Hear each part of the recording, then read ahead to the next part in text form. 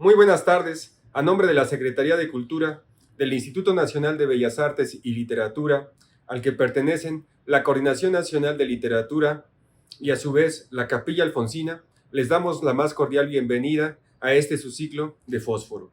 La sesión de esta tarde lleva el título Las Caricias de la Luz, y para su presentación contamos con tres especialistas, tres estudiosos de la obra alfonsina. Ellos han realizado una gran investigación. Saludo a nuestros invitados, Braulio Ornedo, Ana Paulina Navarro y María Ludmila. Sean ustedes bienvenidos. Antes de darles la palabra, permítanme decirles que Alfonso Reyes y Martín Luis Guzmán, dos ateneístas, dos escritores mexicanos, se encontraron en Madrid en 1915 y compartieron el seudónimo de Fósforo para firmar sus crónicas cinematográficas que publicaban en el semanario España, dirigido por José Ortega y Gasset. A lo largo de estas críticas, Fósforo se propone como un defensor y fiel aliado del espectador ante los voraces intereses comerciales de las corporaciones industriales, además de visualizar una futura estética del incipiente séptimo arte. De esto y más fosforescencias vienen a charlar con nosotros Ana Paulina, Mariana y Braulio, que han estudiado de manera particular el tema de la luz, su caricia y la épica de los tiempos modernos, y que ahora nos lo van a presentar.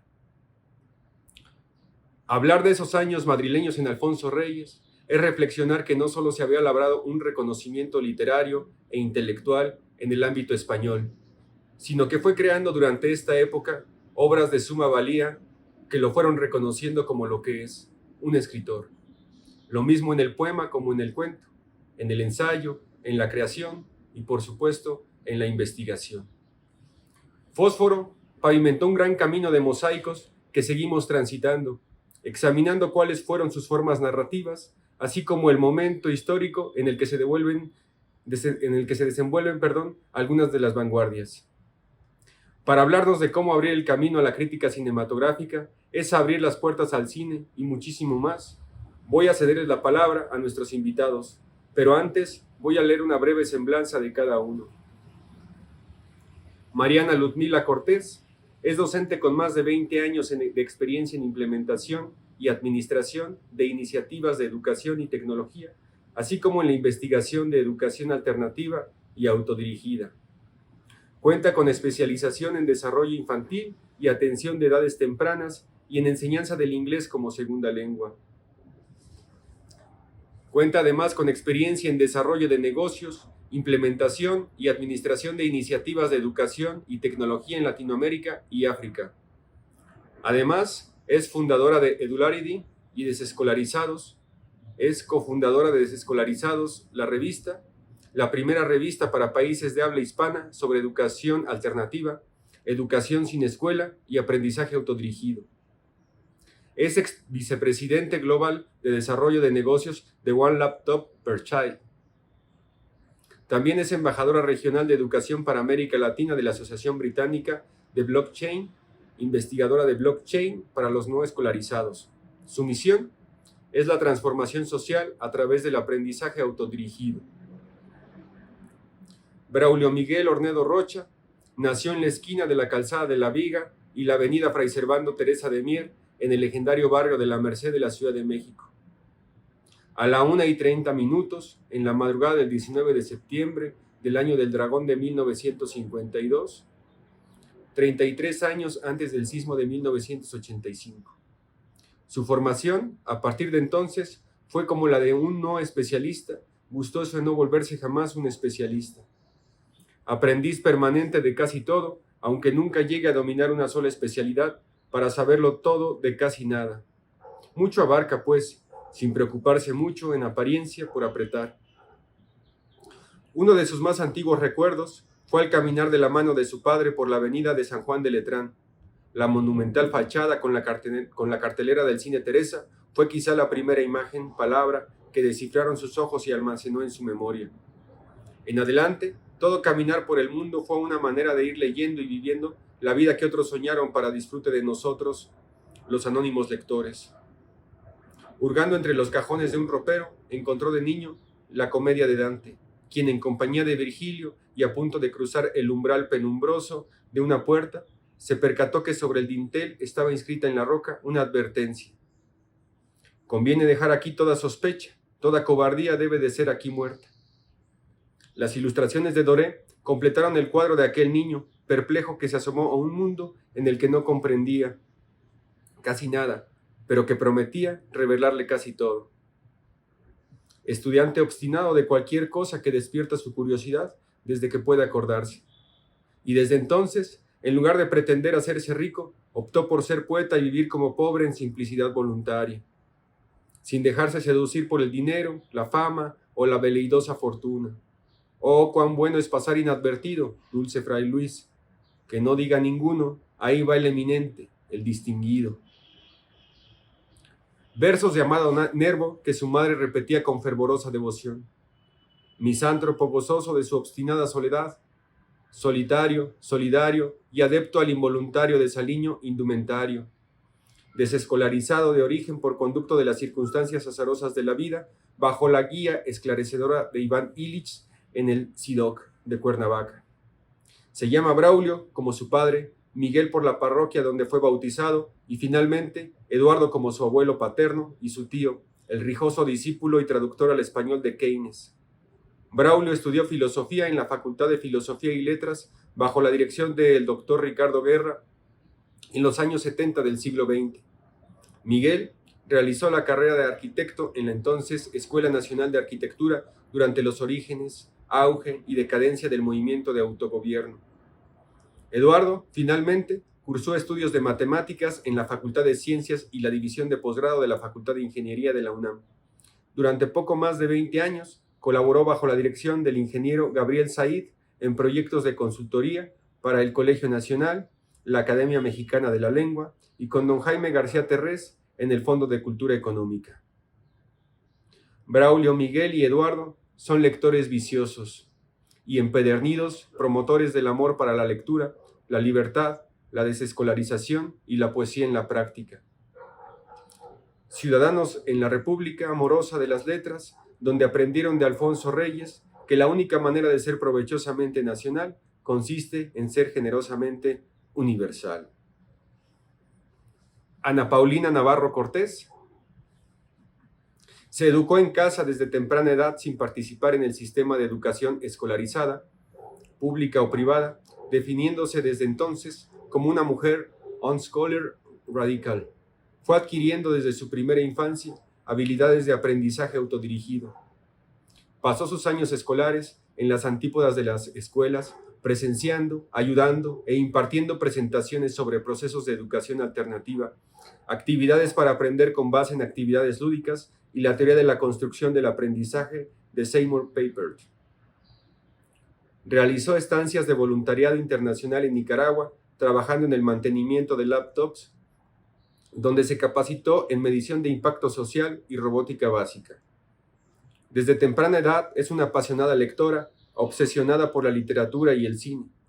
Participó en su primer cortometraje a los 11 años como resultado del curso Cineastas en Acción, impartido por Dora Guzmán, quien fue actriz protagónica y una de las varias directoras del proyecto. Tiempo después, tomó parte en diversos talleres de cine en la Universidad Arte 7.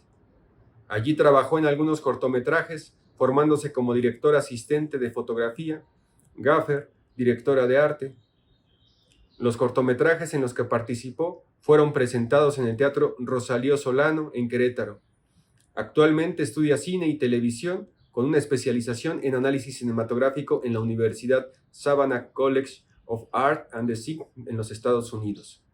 Adelante, por favor. En el principio fue la luz, aunque tardará un rato todavía en separarse de la materia y adquirir identidad propia. Para esto, el creador fue muy meticuloso en su tarea a lo largo de la fatigosa primera semana laboral y, por lo tanto, de la invención oficial del weekend. Sabemos, por una divagación de otoño de Alfonso Reyes, que el Señor Todopoderoso decide pasar su primer fin de semana en Cuernavaca. quizá fatigado tras la magna tarea de haberlo creado todo. Las caricias de la luz y la épica de los tiempos modernos, para Alfonso Reyes y Gabriel Said, Luminosos soles de Monterrey, por Braulio Ornedo Rocha. Si aceptamos la teoría físico-matemática del origen del universo como una gran explosión o Big Bang, partimos entonces de que en los primeros instantes de tiempo, en aquel universo originario se producen las primitivas partículas físicas elementales llamadas quarks. Entremezclados con los quarks primarios surgen también los primeros fotones, partículas luminosas que en sus posteriores interacciones mediante fluctuaciones cuánticas llegarán a producir una nueva forma de fotones moviéndose en trenes de ondas o reyes, después llamados radiación electromagnética. Hoy sabemos que la luz es tan solo una pequeña parte de tal espectro que es visible a nuestros ojos. Todo este maravilloso espectáculo de inflación cósmica primigenia sucedió desafortunadamente sin espectadores que lo atestiguen. Sin embargo, está cifrado hace poco más de una docena de miles de millones de años, esto es 13.777 millardos. Damos un salto más imaginativo que cuántico para ubicar nuestra nave del tiempo hace más o menos 500.000 de años. Es el momento de iniciar un largo proceso que duró decenas de miles de años, que va desde la curiosidad, que primero permite perderle el natural miedo que todos los animales le tienen, después el aprender a cómo transportarlo para posteriormente aprender a entender cómo conservarlo y finalmente llegar a formular esa primera gran revolución de la conciencia humana, para bien y para mal, que significa saber producir fuego. También se iluminó la oscuridad y fue cuando lo inhóspito se hizo habitable. Entre los abuelos griegos, la curiosidad se mezcló con el asombro, dando con esto origen a la filosofía, como una especie de espejo crítico mental en el que también nos reflejamos con nuestros pensamientos. Aristóteles construye una cámara oscura, ancestro remoto de la fotografía y por tanto del cine, con la que el Estargita experimentó de la siguiente manera, según nos cuenta el propio Aristóteles. Se hace pasar la luz a través de un pequeño agujero hecho en un cuarto cerrado por todos sus lados. En la pared opuesta al agujero se forma la imagen de lo que encuentra enfrente. Ubicamos entonces la fabricación y uso de lentes en los inicios del periodo clásico griego, siglo V, cuando el comediógrafo Aristófanes hace mención en la sátira titulada Las nubes del vidrio quemador, que no es otra cosa que una lente convergente. Encontramos así dos de los antecedentes más remotos de la fotografía y el cine, la cámara oscura y la manipulación de lentes, hechos que pasan a engrosar el voluminoso legado de los abuelos griegos de hace 2 milenios y medio. Euricles de Megara, padre de la geometría, que en su obra Catóptrica logró entender el concepto de rayo luminoso y a partir de él deducir la ley de la reflexión de la luz, se conservan testimonios de algunos de sus muchos experimentos. Dice Euclides, si se coloca algún objeto en el fondo de un recipiente y se aleja este último de la vista del observador a una distancia a la que el objeto no se vea, al llenar el recipiente de agua, a esa misma distancia comenzará a verse de nuevo dicho objeto. Hasta aquí Euclides. El sabio protocibernético Herón de Alejandría estableció el principio de que la propagación de los rayos luminosos siempre sigue el camino más corto. Pocos años después, Claudio Ptolomeo, también de Alejandría, pudo tabular medidas muy precisas del ángulo de refracción para diversos medios en la propagación de la luz. Alhacén de Basora estudió y detalló el funcionamiento de los ojos y su anatomía. Logró deducir la ley de la refracción de la luz. Dicha ley sería comprobada empíricamente por el astrónomo y matemático holandés Willebrord Snell van Rooyen a principios del siglo XVII. El siglo XVII constituye un momento clave en el entendimiento humano de la naturaleza dual de la luz, pero ya no solamente como un objeto de estudio en sí misma, sino ahora también como un medio base para la comunicación de imágenes visuales. Hasta ese momento, mediados del siglo XVII, han transcurrido 2200 años desde Empédocles y durante todo ese tiempo, la creencia generalizada era la hipótesis de que la luz estaba formada por partículas que se movían en línea recta y a gran velocidad. Esta hipótesis de la naturaleza corpuscular de la luz fue la que convenció al polímata inglés Isaac Newton, quien es una de las 4 figuras fundamentales para nuestro estudio. Las otras 3 figuras claves son el francés Pierre de Fermat, el neerlandés Christian Huygens y el alemán Gottfried Wilhelm von Leibniz. En particular, Leibniz es quien vislumbra un universo compuesto por mónadas, cuya actividad principal consiste en la mutua percepción de unas con otras.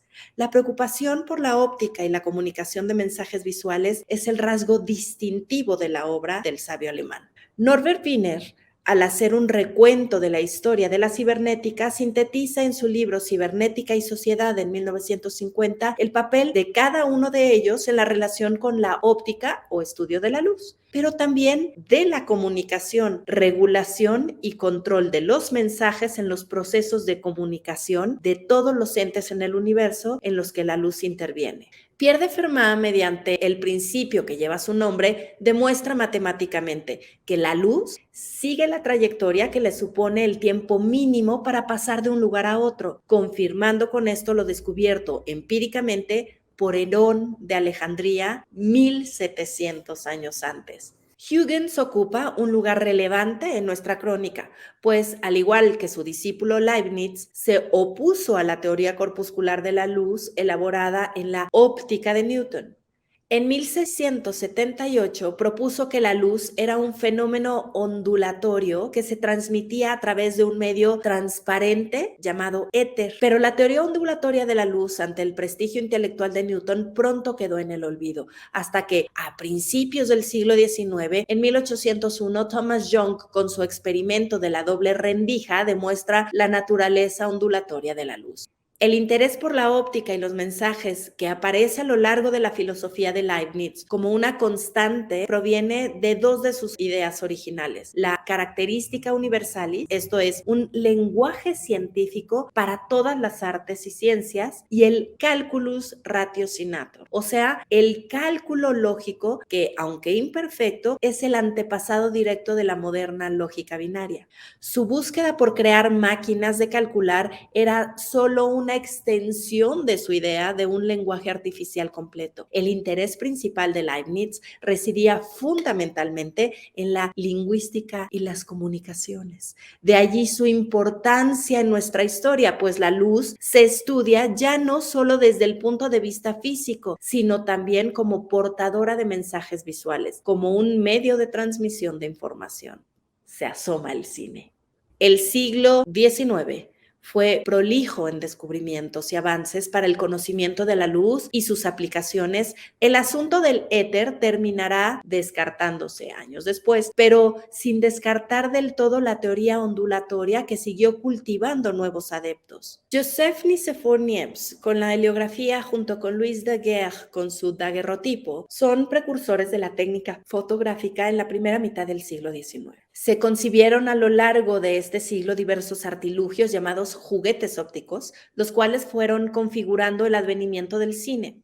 La linterna mágica, atribuida en su versión original a Huygens, quien la diseña en 1659, alcanzó la plenitud de la mano de Étienne Gaspard Robert, más conocido como Robertson, padre del género de la fantasmagoría. Su primera presentación tuvo lugar en París en 1778. Otros juguetes de ilusiones ópticas fueron el kinescopio de Edison, el traumatropo, el zootropo, el praxinoscopio.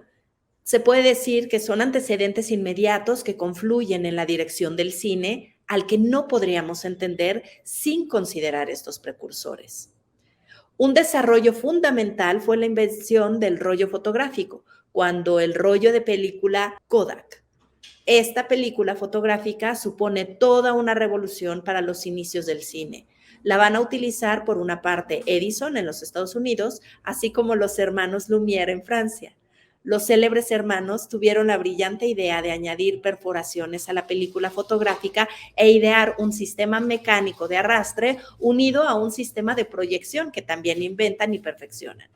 El cine, entonces, nació el día de la primera proyección experimental que los hermanos Lumière realizaron en el Gran Café de París, el 28 de diciembre de 1895. Curiosamente, el día que se recuerda a los santos inocentes, ¿será por los espectadores del cine? ¿Serán degollados o ganarán la santidad? En Madrid nace Fósforo en pobreza y libertad. Alfonso Reyes llega de 25 años cumplidos a Madrid. Esto fue el 2 de octubre de 1914. Viene procedente de San Sebastián, en el País Vasco, lugar en el que estuvo un par de meses, cuando emprendió el sitio de Madrid, como hubiera dicho Henry James, al huir de las primeras bombas que comenzaron a caer sobre París al iniciar la Primera Guerra Mundial. Fue cesado el cuerpo diplomático de México en Europa al que él pertenecía. Quedó sin trabajo por decreto de Venustiano Carranza al ocupar interinamente la presidencia de México tras expulsar al usurpador Victoriano Huerta. Su esposa Manuela y su hijo Alfonso Bernardo, junto con la nana gascona, que los sigue desde París, se quedan en la ciudad vasca, al cuidado de su hermano Rodolfo, mientras que nuestro joven poeta se incorpora paso a paso en la capital española. La permanencia de Reyes en la villa y corte puede dividirse en dos etapas. La primera, entre 1914 y 1919, que es la que ahora nos interesa, época en la que aprende a sostener a su familia. La segunda época, entre 1920 y 1924, periodo en el que, tras haber sido unos meses secretario de la Comisión Histórica Paso y Troncoso, se reintegra al servicio diplomático de la Legación de México en Madrid, gracias a la mediación de su entrañable amigo, el gordo Genaro Estrada. Esta década es fecunda por abundante y productiva, también porque se relaciona en un país extraño con asombrosa facilidad y aprende, sobre todo, el oficio, con pasión y disciplina.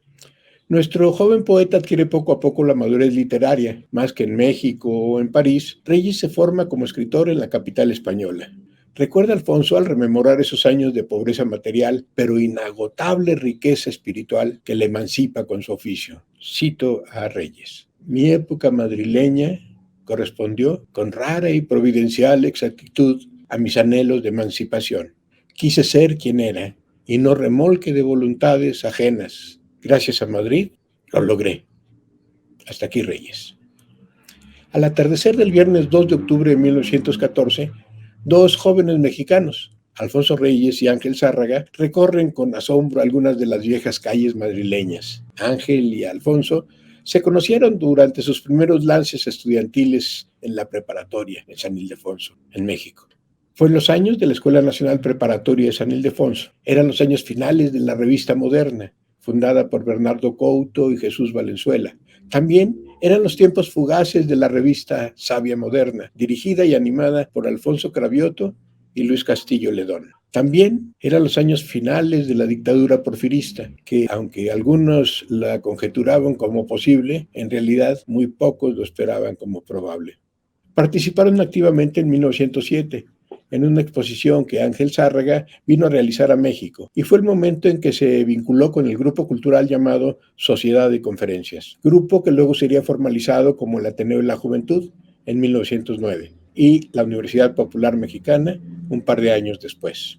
Los jóvenes veinteañeros, Alfonso y Ángel, van en busca del apoyo del amigo mexicano, ya residente hace algún tiempo en Madrid, Jesús Tito Acevedo, arquitecto de profesión y pintor como Ángel, pero también escritor como Pedro, Antonio y Alfonso. Tras una larga caminata recorriendo viejas edificaciones y monumentos históricos, mientras van rememorando anécdotas literarias de Lope, Quevedo y Alarcón, llegan a la antigua calle empedrada de Carretas. Allí encuentran en el número 45 la posada de la Concha. Se imaginan de inmediato la posada de la Concha Cabra, en evocación del Dómine Cabra, ese preceptor esperpento que tenía por oficio la crianza de buenos y nobles caballeros. Personaje chusco en tono de farsa pedagógica que aparece en el capítulo 3 del Buscón de Francisco de Quevedo como mentor del protagonista. Deciden nuestros jóvenes hospedarse con la tal Concha, quien les asigna una alcoba interior a la que se llega por una exterior, ocupada por un estudiante quebrantahuesos, le dicen, mote adquirido por su afición a comer pequeños pájaros fritos y dejar en el plato los restos óseos masticados. Una noche, después de visitar los barrios bajos, andando a la mortecina quietud de sus calles empedradas y la penumbra incierta de sus faroles de gas, va recogiendo la injuria mordaz de la calle de Atocha, que se convierte en piropo galante en la calle de Alcalá. Nuestro Alfonso regresa a dormir tarde a su habitación en la posada de Concha Cabra y cree entrever en la penumbra la silueta de Ángel Zárraga en la otra cama de su habitación. Pero el bulto no se mueve, parece que no respira. ¿Será acaso un cadáver, como en un cuento de Stevenson? Alfonso, inquieto, enciende la luz y se percata que su compañero de cama es un hombre viejo, escuálido y tosijoso, que a la postre resultó ser el hermano de la tal Concha. Vaya, dormir junto a un Concho Cabra le parece un inverosímil viaje por el tiempo. Alfonso toma nota asombrado. Vivimos en pleno Lazarillo de Tormes, narra jocoso en su diario.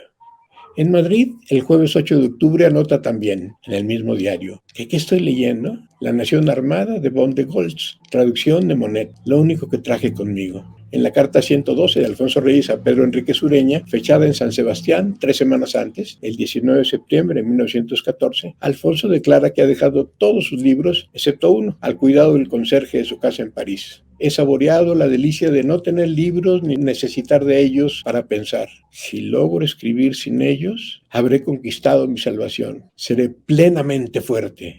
Los bienes naturales nos secan, nos corrompen. Esta circunstancial posición juvenil de tintes estoicos ante la corrupción potencial por la posesión material de libros se verá profundamente transformada 25 años después, al regresar definitivamente a México en 1939 y ser inaugurada su monumental biblioteca, conocida como la Capilla Alfonsina. Mientras tanto, en el Madrid de 1914, a Reyes le toca aprender a ganarse la vida mediante la lectura atenta que da forma al oficio de escritor, en plena danza de la muerte, durante la Primera Guerra Mundial. España vive el esplendor de obras como Los Caminos del Mundo, de Pío Baroja, El Doctor Inverosímil, de Ramón Gómez de la Serna, Platero y yo, de Juan Ramón Jiménez, Los Valores Literarios, de Azorín, seudónimo de José Martínez Ruiz, Meditaciones del Quijote, de José Ortega y Gasset, y Niebla, de Miguel de Unamuno. Reyes se enfrenta a una ciudad desconocida y a un ambiente cultural ajeno y al principio hostil. Sus primeros contactos son por intermedio de Ángel Zárraga en las tertulias del Ateneo de Madrid, casa de libertad, sin la que sería imposible comprender la vida y la inteligencia española de aquellos años, dice Reyes, compañía de geniecillos indiscretos. El secretario para aquel entonces era Manuel Azaña Díaz, quien años después llegaría a ser presidente de la Segunda República Española en los turbulentos años de 1936 a 39. Nuestro joven Alfonso pronto va llenando con su melancolía y soledad las frías habitaciones que consigue en diversas posadas. Reyes escribe cada día como una forma de expandir su respiración y su mente. Una noche crea un breve texto que titula El derecho a la locura. Empieza afirmando que los pintores delirantes han negado hasta hoy a Madrid la comunión de la locura. Picasso, Zuluaga, Rivera desfilan en sus paisajes y paletas cromáticas. Reyes apunta: yo escribo ahora lejos de mis libros y los saludo por recuerdos y notas. Consciente del papel de la tradición, Reyes se propuso también consolidar sus relaciones sociales. Así pues, entabla primero amistad con Azorín, de quien recuerda con orgullo el primer encuentro. Luego, se acerca al poeta e historiador Francisco A. de Icaza en busca de consejo y valimiento, y quien, con afecto verdaderamente paternal, le advierte, cito: posible es que usted logre sostenerse aquí con la pluma, pero es tanto como ganarse la vida levantando sillas con los dientes. El poeta Amado Nervo, hasta entonces primer secretario de la Legación de México en España, lo quiso ayudar poniéndolo en contacto con la revista Caras y Caretas de Buenos Aires, con la editorial Renacimiento e incluso con el Museo del Prado, pero ninguna de las recomendaciones funciona. El historiador de la civilización hispánica, Rafael Altamira, se niega a presentarle a Francisco Giner de los Ríos, creador y director de la institución Libre Enseñanza, una leyenda en la tradición del pensamiento educativo. El poeta y traductor Enrique Díez-Canedo presenta a Reyes con el escritor y periodista Francisco Acébal, director de la colección de clásicos castellanos de la editorial La Lectura, con el propósito de preparar el teatro de Juan Ruiz de Alarcón, cuyo volumen consta de un estudio preliminar y el texto de 2 comedias, La verdad sospechosa y Las paredes oyen. Para organizar esta obra alarconiana, el joven Alfonso se acerca al Centro de Estudios Históricos de Madrid con el objeto de poder solicitar allí la bibliografía que le hiciera falta. Así fue como, con la ayuda del historiador literario Federico Dionís, con quien había intercambiado cartas desde la época de la Escuela Nacional de Altos Estudios a propósito de la Cátedra de Lengua y Literatura Española, conoce entonces por su intermedio al erudito Ramón Méndez Pidal, quien lo incorpora a la sección de Filología del Centro de Estudios Históricos. Allí no solo consigue los libros requeridos para editar a Ruiz de Alarcón, sino que trabaja durante 5 años rodeado de la compañía y consejo de reconocidos filólogos, como el lingüista Américo Castro, el medievalista Antonio García Solalinde y el fonetista Tomás Navarro Tomás. Comienza entonces el arduo entrenamiento académico. A propósito de estas vivencias, nuestro poeta le comenta a su brillante coetáneo mexicano, Julio Torri, dice Reyes: yo trabajo en la sección de Filología del Centro de Estudios Históricos, al lado de don Ramón, especie de escuela de altos estudios, pero donde no se dan ni se reciben clases, sino que se hace trabajo de investigación. Don Ramón dirige el centro y, además, la sección de Filología. Las hay de Historia, Derecho, Bellas Artes, etc. La nuestra es la única importante actualmente, pues los arabistas se han separado por conservadores. Producto del exigente aprendizaje filológico en el Centro de Estudios Históricos, Alfonso Reyes investiga y publica estudios sobre Pedro Calderón de la Barca, Luis de Góngora, Baltasar Gracián, Antonio de Nebrija, Joseph de Pellicer, Francisco de Quevedo, Mateo Rosas de Oquendo, Juan Ruiz, Arcipreste de Hita, Juan Ruiz de Alarcón, Fray Servando Teresa de Mier, Lope de Vega, entre otros, además de la versión moderna de la edición del poema del Mío Cid. Los resultados los dará a conocer en el Boletín de la Real Academia de la Lengua, en la Revista de Filología Española y en la Revista Hispánica. Además, editoriales como Calleja, Espasa Calpe y Nelson le encargan la preparación de estudios, prólogos y notas a partir de la edición de obras de los autores clásicos. Promueve además proyectos editoriales en los que los nuevos escritores tienen cabida. Junto a Enrique Díez-Canedo y José Moreno Vila, propone a Domingo Barnés, director por aquel entonces de La Lectura, una serie de cuadernos literarios. Asimismo, emprende traducciones de Chekhov, Chesterton, Mallarmé, Stern y Robert Louis Stevenson. Las creaciones de Reyes tienen un doble valor, de erudición y de crítica. Por un lado, recoge y organiza las aportaciones documentales sobre la vida y obra de los autores clásicos. Por otro, da un paso más en la valoración y estimación de los textos. Al reorganizar los datos biográficos, bibliográficos y cronológicos de los autores, Alfonso Reyes corrige y afina. Va descubriendo nuevas posibilidades e interpretaciones. Se deja seducir por el afán de contribuir de algún modo a recuperar y preservar la memoria literaria. Esta reorganización, como toda síntesis genuina, implica nuevos postulados, afirma las verdaderas tradiciones que ha venido confirmando y no disimula las incertidumbres históricas con digresiones ociosas que son de poca utilidad para el retrato del escritor. En cuanto al estudio de las obras, Reyes revela un sentido crítico particular. Esos viejos temas que habían empezado a anquilosarse, a volverse tópicos comunes por los manuales de historia literaria, nuestro poeta los fortalece con nuevos vínculos, los ubica en una nueva perspectiva diferente, que parece devolverles el movimiento, de tal forma que los rasgos del autor y las obras estudiadas distan mucho de aquel acartonamiento amenazador que la crítica determina en algunas situaciones.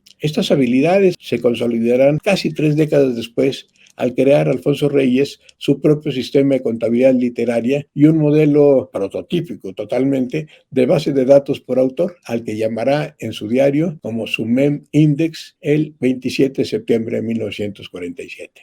Regresemos a 1914. Reyes no desestima los esfuerzos de divulgación de los estudios críticos en torno a los autores clásicos, con el propósito de dar a conocer las tradiciones literarias a un público lector más amplio. Recomienda a aquellos que se interesen en las aportaciones de los eruditos y la exégesis de los especialistas no desdeñar la emoción que la lectura suscita. Nuestro poeta aconseja a los lectores que no se desanimen ante la aridez de estos estudios, debido que, A lo mejor, en el discurso de las investigaciones eruditas, advierten una mejor apreciación estética. Como ya lo ha observado José Emilio Pacheco, Reyes es fiel a la idea de que la literatura no se escribe solo para ser estudiada y analizada, sino ante todo para que la aproveche y disfrute el mayor número de personas. Pero además de los trabajos filológicos, Alfonso Reyes también tuvo tiempo para escribir en periódicos. José Ortega y Gasset lo convida en varios de sus proyectos editoriales. En octubre de 1915 empieza escribiendo en el Semanario España, conocido también como el Semanario de la Vida Nacional.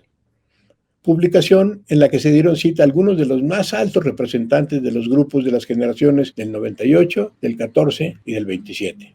En colaboración con Martín Luis Guzmán y bajo el seudónimo de Fósforo, escribe artículos sobre cine, sección que inauguró prácticamente la crítica del género en lengua española.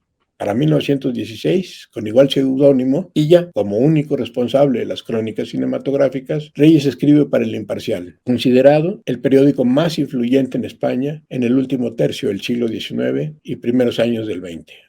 Otra importante vertiente durante la fecunda época madrileña de Alfonso Reyes fue la creativa. Entre la publicación de Cuestiones Estéticas en 1911, publicada en París, y los libros posteriores pasaron 4 años. Da a conocer una de sus obras magistrales, Visión de Náhuac, escrita en 1915 y publicada en 1917. El Suicida, 1917, y Cartones de Madrid, del mismo año. Separado de su familia, lejos de su patria y con los limitados recursos para sobrevivir en un país ajeno, Alfonso Reyes empieza un periodo de aprendizaje cultivado con la solidaria compañía de sus primeros amigos españoles, amigos y aliados, que además de facilitarle oportunidades para sobrevivir, lo apoyaron para enfrentar la ruina familiar y moral. Esto debido a la influencia y poder que tenía su padre, el general Bernardo Reyes, en el México de Porfirio Díaz. Las propiedades fueron confiscadas y sus familiares fueron perseguidos y acosados. Como afirma Javier García Diego, aquella estancia de Reyes en España, más que un exilio, fue un destronamiento. Tuvo que trabajar arduamente para lograr el sustento de su familia. Son los años de amistad, aprendizaje, pero también de pobreza y libertad. Durante estos primeros años madrileños, es posible convenir entonces que Alfonso Reyes no solo se ha labrado un reconocimiento literario e intelectual en el ámbito español, sino que ha creado durante esta época obras sin las cuales su figura como autor no podría ser reconocida como lo que es. Nuestro Alfonso es dueño y señor del oficio de escritor, lo mismo en el poema que en el cuento, en el ensayo y el artículo, en la creación y en la investigación. Fósforo es un elemento químico cuyo número atómico es 15 y símbolo P. El nombre proviene del griego fos, luz, y foros, portador. Es un material muy reactivo y se oxida espontáneamente en el contacto con el oxígeno atmosférico emitiendo luz. Nos aclara gratis Wikipedia. Fósforo fue también el alegórico seudónimo que 2 jóvenes exiliados mexicanos, por entonces residentes en Madrid, adoptaron para escribir compartiendo una misma columna periodística. Alfonso Reyes y Martín Luis Guzmán aceptaron el encargo de cronista cinematográfico que su amigo Federico de Onís, al salir de Madrid, dejaba vacante en el Semanario España, dirigido por José Ortega y Gasset. La primera entrega fue el 28 de octubre de 1915. Martín Luis Guzmán publicaría 8 y Alfonso Reyes 12 entregas semanales en esta columna de tan prestigiosa publicación. A reserva de llegar algún día a definir, mediante este registro de la mímica, una estética de la civilización contemporánea, apresurémonos a seguir una a una las novedades cinematográficas del día, formulando de paso tal o cual principio cuando creamos haberlo descubierto. A partir de los incipientes registros de esta nueva forma luminosa del arte escénico de la mímica, que es el cine mudo, el joven Fósforo se propone visualizar una futura estética de la civilización contemporánea al iniciar el siglo XX. Para esto, quiere seguir con atención las novedades de lo que ahora podemos entender como la primera infancia del cine. Pero formular esta estética requiere de saber distinguir principios, los mismos que pueden ser develados y formulados mediante la reflexión crítica. Héctor Perea hace una importante anotación en la introducción de las crónicas de Fósforo respecto al deber de ellos. Dice, estaba obligado a saber más que un poco de todo.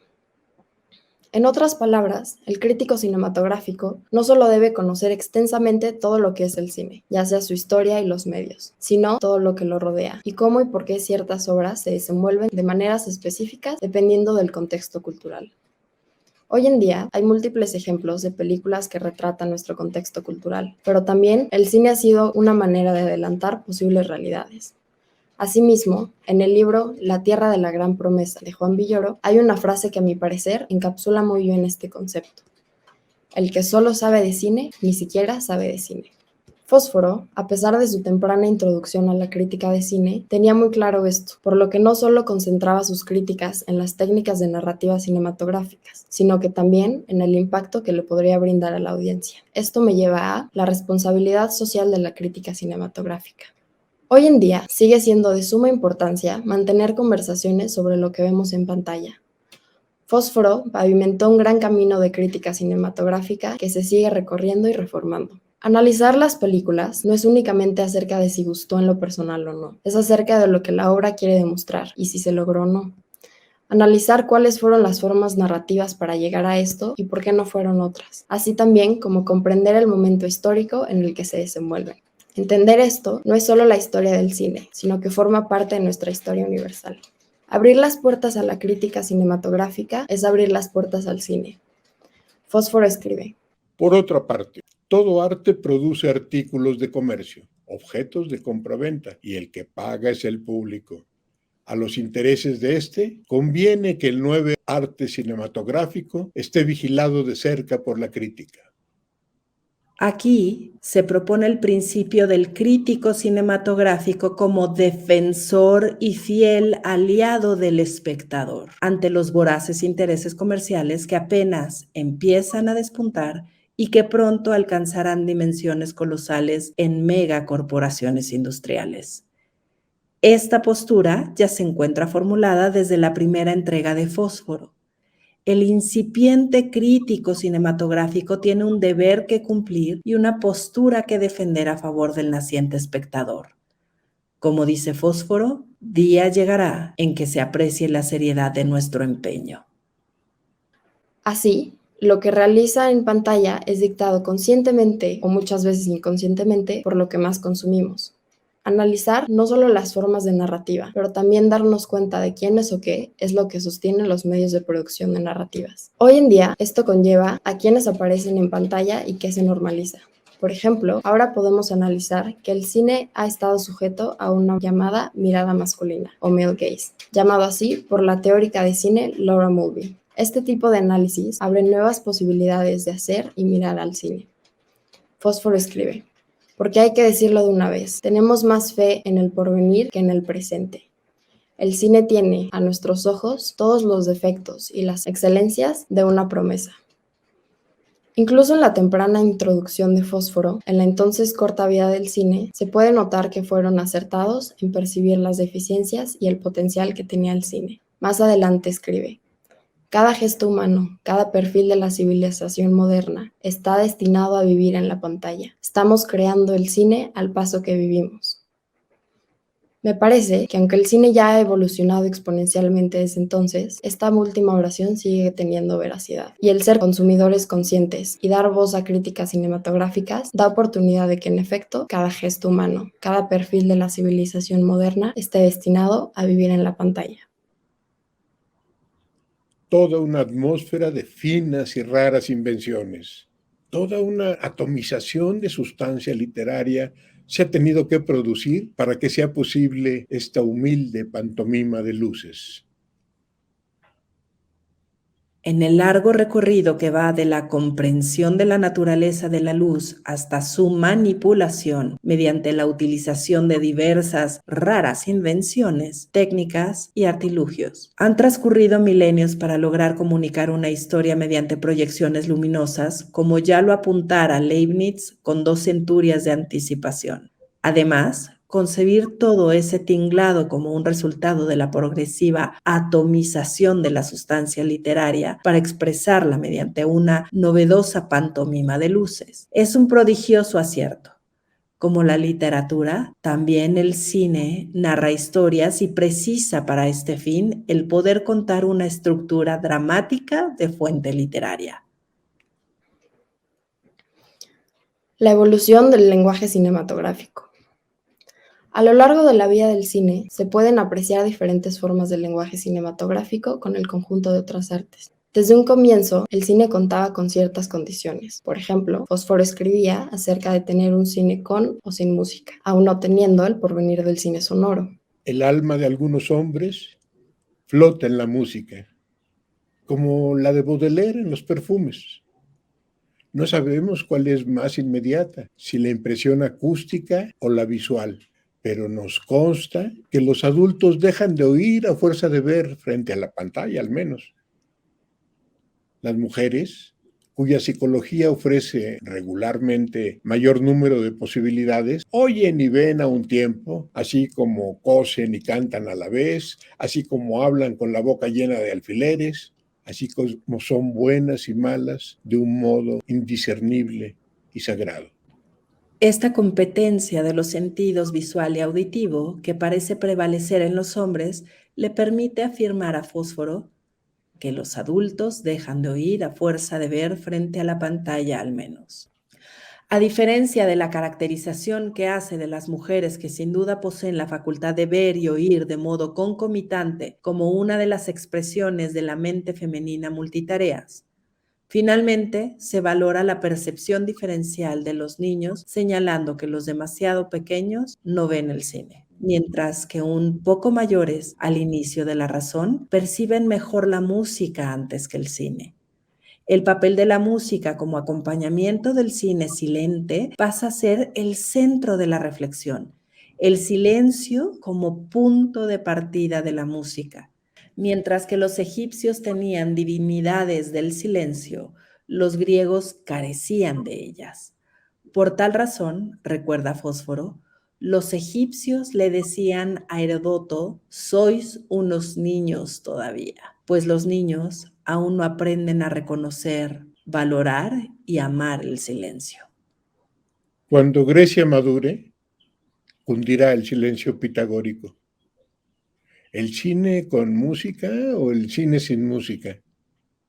Dejemos este problema a nuestros sucesores críticos. Nosotros sabemos a qué atenernos.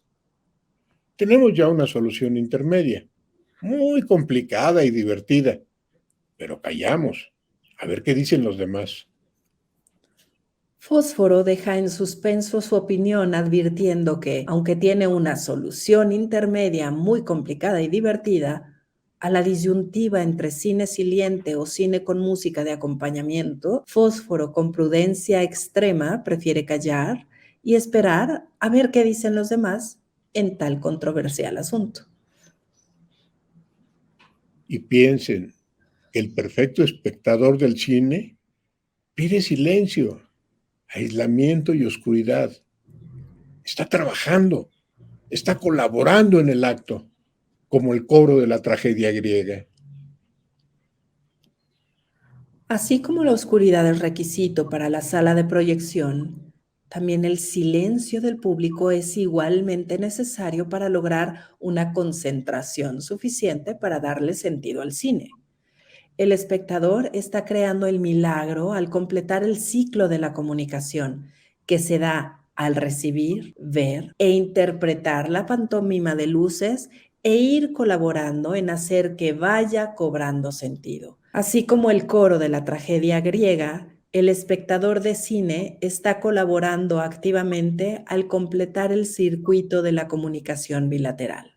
Por otra parte, la cámara estática, los encuadres, las escenografías y posicionamiento de los actores estaba ligada directamente con lo que se veía en el teatro. A esto, Fósforo adecuadamente aportó su mirada desde el cine que crecía en ese entonces. Ahora, muchos de los lenguajes cinematográficos que tenemos para comunicar se han expandido e ido aumentando con el implemento de nuevas técnicas. Desde las fascinantes ediciones de Georges Méliès hasta los atrayentes efectos visuales computarizados. Se ha visto la evolución del cine y su lenguaje. El uso del blanco y negro dejó de ser la norma para contar una historia. Ahora es una decisión estilística que sirve para aportar la historia si así se decide. Es importante mencionar algo que a mi parecer ha dejado de ser tan recurrente cuando se habla de cine, probablemente debido al propio camino que ha tomado el séptimo arte. Fósforo lo percibió y escribió de la siguiente manera. 3 principios son necesarios para producir una buena cinta. Primero, buen fotógrafo. Segundo, buenos actores. Y tercero, buena literatura.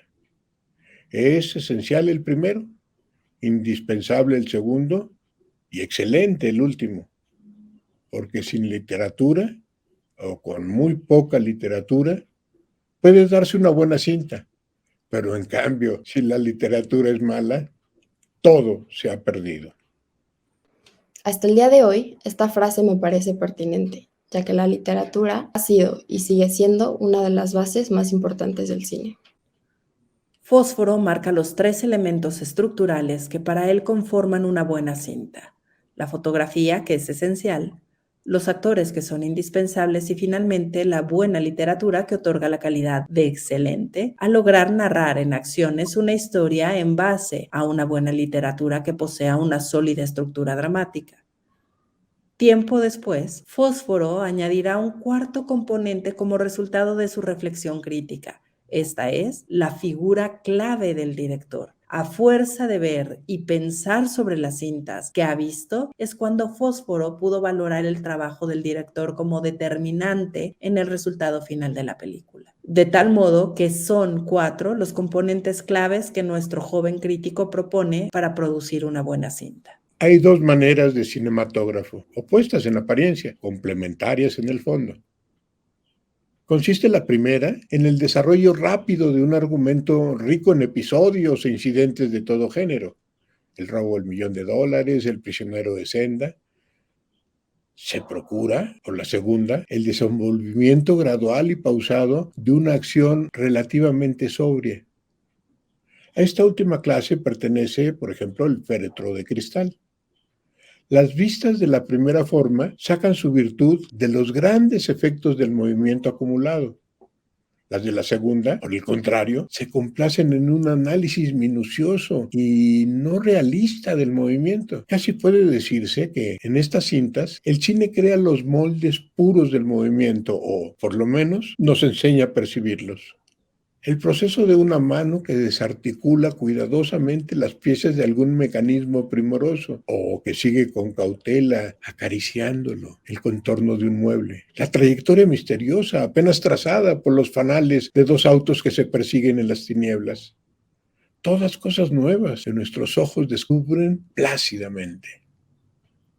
Al finalizar 1915, Fósforo propone distinguir entre 2 formas de realizar el cine opuestas en apariencia, complementarias en el fondo, cada una con sus respectivas estructuras dramáticas para la realización de la película.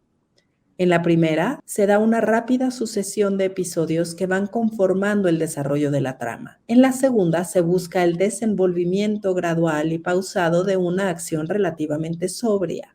2 maneras de hacer cine que van configurando anticipadamente el surgimiento de los diversos géneros cinematográficos en los tiempos posteriores. Con singular perspicacia, Fósforo señala de qué manera el cine va creando los moldes puros del movimiento y de esta forma enseña a nuestros ojos a percibir las caricias y los zarpazos de la luz que crea escenarios y muy pronto también nuevos mundos y nuevas formas de percibirlos. Las caricias de la luz siguen su camino, el futuro, el presente y el pasado del cine. En la publicación se menciona que buscaba un epitafio para Fósforo, el cual fue: aquí yace uno que desesperó de ver desenvolver un nuevo arte. Sin duda, el futuro del cine progresó y se volvió imprescindente para crear nuevas formas de narrativa. A los comienzos de la vida del cine se cuestionaba su durabilidad. Algunos argumentaban que el invento de la cámara servía como trampa para la pintura, o que el cine reemplazaría la importancia del teatro. A esto Fósforo también dio su perspectiva. Sin embargo, hoy podemos demostrar que el uso de la cámara como medio narrativo no reemplazó ningún otro, sino que, como lo esperó Fósforo, se desenvolvió un nuevo arte. Machiste al inferno. Los actos están cortados arbitrariamente, como a tijera y al azar. El paisaje es raro y curioso. La cinta deja una impresión confortante y parece que solo de verla también uno se vuelve hercúleo. Más de un siglo después de escritas estas líneas por Alfonso Reyes en diciembre de 1915, cualquier espectador contemporáneo de una sala de cine, después de ver una película que capturó su atención, sin lugar a dudas, padeció de alguno de los siguientes síntomas. El rostro del espectador frente a la pantalla expresó al menos por un instante angustia, gozo, deseo, alegría, tristeza. Sus ojos en la penumbra de la proyección se tornaron o agrandaron e incluso se llegaron a humedecer. En algunos momentos, una descarga eléctrica recorrió su columna vertebral y lo puso al borde de la butaca. En otros momentos, su pulso y presión sanguínea variaron notablemente. También la respiración parece cambiar su habitual ritmo. Esperemos, decía Fósforo en su tiempo, que los psicólogos, neurólogos y fisiólogos lo expliquen mejor que uno. Pero de lo que sí no cabe duda es que después de ver una buena película, solo de verla, también uno se vuelve hercúleo. Esta observación cobra relevancia en el tiempo actual del cine hipersofisticado, cuando solo de ver la gran película uno sale hecho un matón robótico, rápido y furioso. Al principio, el cine copiaba la realidad. En la actual sociedad del espectáculo, es la sociedad la que copia la pantalla, del cine en gran pantalla o del móvil. ¿Qué más da la escala de la pantalla cuando el motivo principal es la violencia sin límites, cruda y cruenta? ¿Cómo no vamos a vivir en una sociedad violenta si se hace de continuo la apología de la violencia ante nuestras propias narices? Legiones de narices normalmente metidas en la pantalla de forma extenuante, movidas por series y películas que regulan nuestra respiración y aspiraciones tanto como norman nuestra vida. A este principio del influjo del cine en el espectador formulado por Fósforo le daremos el nombre de principio hercúleo, porque arraiga con gran fuerza, como hoy podemos constatar, en la mentalidad de los incontables espectadores a lo largo y ancho de la cultura del espectáculo, como bastión del espectáculo de la cultura de nuestros nuevos tiempos modernos. Es muy importante lo que dicen y coincido con la mayor parte. Además de comentar y de hacer un extraordinario paseo histórico acerca de la luz, la fotografía, el lenguaje cinematográfico, apreciado en conjunto con otras obras de arte, me hace reflexionar en el mundo que ya no está, en la época de la Primera Guerra Mundial, para situar las coordenadas de cuando Fósforo escribe su columna semanal que lleva por nombre Frente a la pantalla.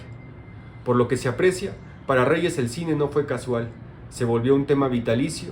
Por esto el motivo de revisitar a Fósforo, para arrojar luz a elementos sobresalientes en las que buscaba hacer de nuevo un nuevo lenguaje de la crítica de cine, que no solo consistiera en realizar una mera descripción o breve reseña de las cintas vistas. Considero la vigencia de la mirada al universo de Fósforo, ya que han pasado más de 100 años en que el cine y la literatura reconfiguran la silueta del hombre moderno que se asoma a través de las pantallas. En palabras de Reyes, el cine tiene a nuestros ojos todos los defectos y las excelencias de una promesa. No cabe la menor duda de que Reyes abraza la expresión del nuevo arte a través de este ojo polifacético que le permite también en algunas ocasiones llevar algunas imágenes fílmicas a su poesía. En este mundo cambiante y de incertidumbre, como lo fue aquella época de guerra. En la conversación, Ana Paulina mencionó que Fósforo buscaba un epitafio para sí mismo, y con este quisiera despedir la sesión. El epitafio del protocrítico dice así: aquí ya hace uno que desesperó de ver desenvolver un arte nuevo. Hasta aquí las palabras de Fósforo. Y como pueden ver, amigas, amigos, se nos quedaron muchas cosas en el tintero con las que podemos seguir charlando de la importancia del cine para Reyes con nuestros invitados. Sin embargo, el tiempo se nos agotó. Nos despedimos. Muchísimas gracias a Mariana Ludmila, a Ana Paulina Navarro y a Braulio Ornedo por acompañarnos y hacernos este interesante acercamiento a las caricias de la luz que siguen su camino, y a ustedes también, amigas, amigos, por llegar con nosotros hasta el final de la sesión. A nombre de la Secretaría de Cultura, al cual pertenece el Instituto Nacional de Bellas Artes y Literatura, a la Coordinación Nacional de Literatura y a la Capilla Alfonsina, muchas gracias.